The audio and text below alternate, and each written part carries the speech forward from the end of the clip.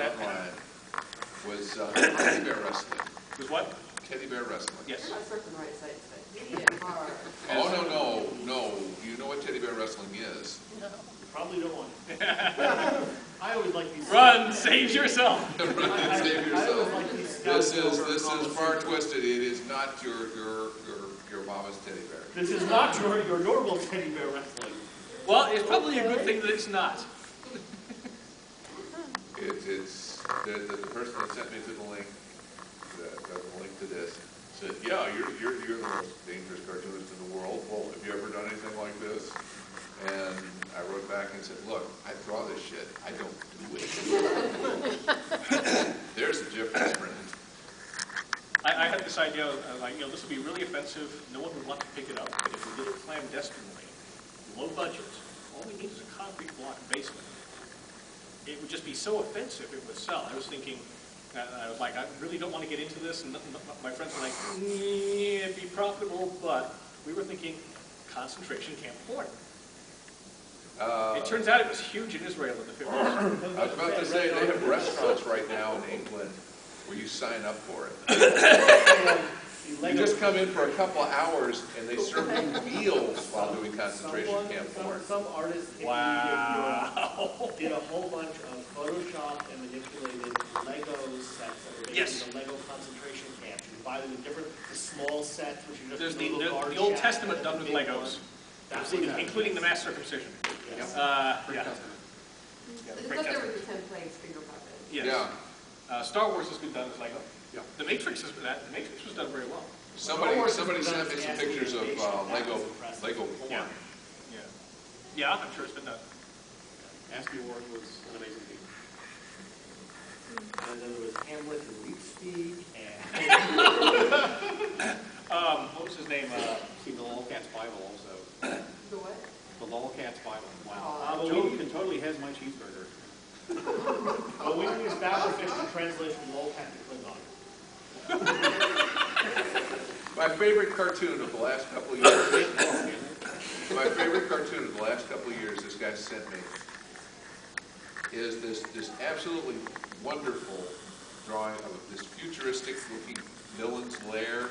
I mean, complete with the wall map of the world and the big futuristic table and the great big chair and the exotic vicious looking secretary with the large breasts and the tight outfit and very efficient and deadly looking.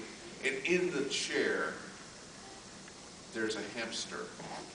And there's a balloon coming out of it with these evil looking letters, do not fail me. And just the whole thing together is like, oh. Blizzard, I brought a movie for you, The Return of Captain Invincible. Oh, I have that. Comedy starring Alan Arkin and Christopher Lee, both of whom sing. Yes. Written by Riff Raff, Richard O'Brien. Yes. He has the villain's lair Yes. with the map and all that, as well as his sidekick, the Is that the one with Name Your Poison? Yes. Yes. Shel Silverstein did the street rap version of Hamlet a few years ago. Playboy. That was hysterical.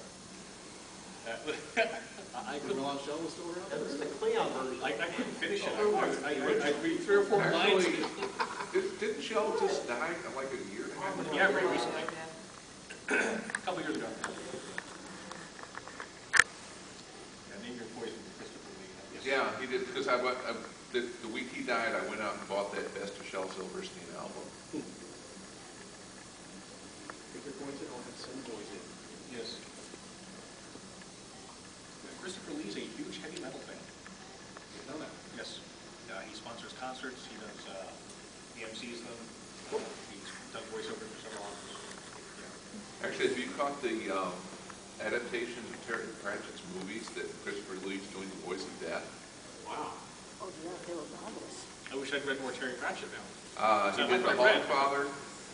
So far, they've done The Hogfather and The Color of Magic. Huh. The Hogfather alone should be worth at least a semester's credit in philosophy. Oh, I mean, it's 4 hours long, but there's a 5-minute bit where Death is basically discussing the reason we lie, and it's one of those things where you can just feel the universe kind of go I around thought you.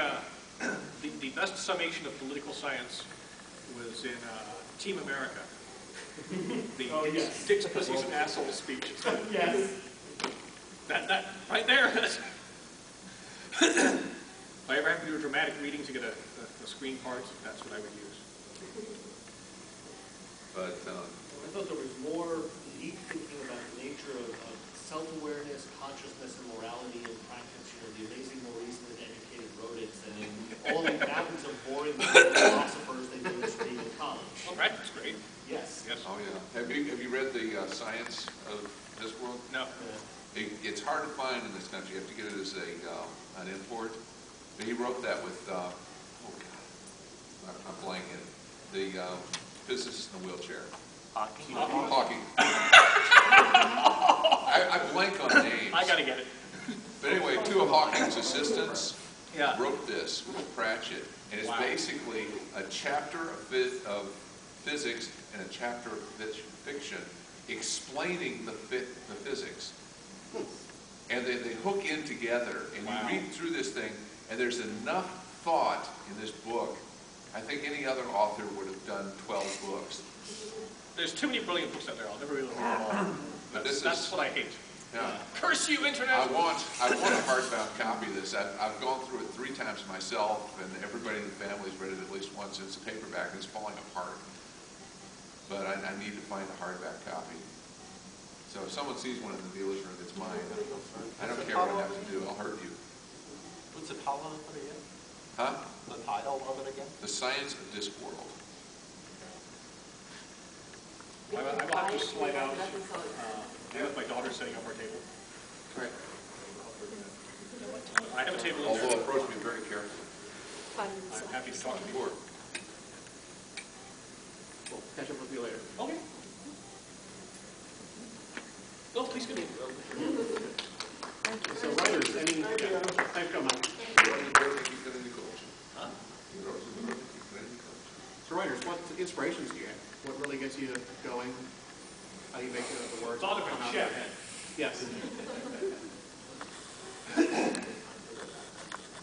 Yeah, I have degrees in science, and my students started from, because what I read is really geeky. So, Really? Is that like so Surprise! alien to the rest of I the know. But did you do 1,200 pages of the coming play? Not quite the same. I mean, a little niche piece, that's all. But it was a theory out of Harvard on the last polar reversal that put it 65 million years ago. And so that was, isn't it? And that actually explains why the mammals live and the dinosaurs die. This asteroid just doesn't do it. So that's where I got started with. Science needs fictional characters. There you have it. Interview with you on a show. Yeah.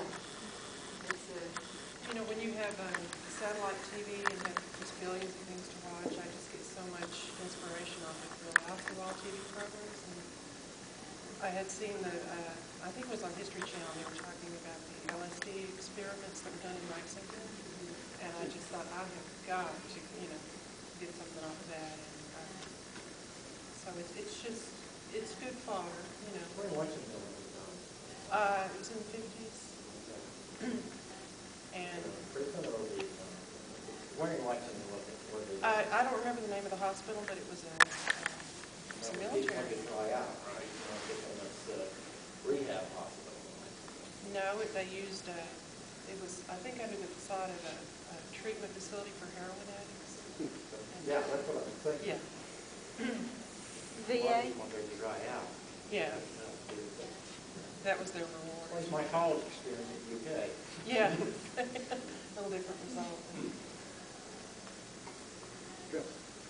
One thing that always inspires me to write is to find a book that I really like when I read back or read the first couple of chapters, or I find a movie that really pulls me in, and then it ends horribly. Some really stupid ending to what should have been a great storyline. When I see that, that really inspires me, because I think how much better this could have been, how much better it should have been. And that inspired me to try to do better than that, because I know I'm really picky, but a lot of the things that I see, they're just bad.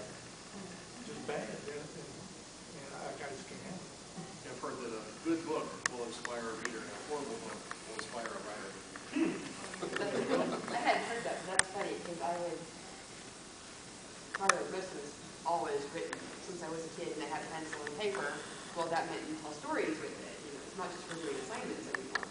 And then I decided it was time to finish something when I threw a book across the room. Who writes this crap? Yeah. Then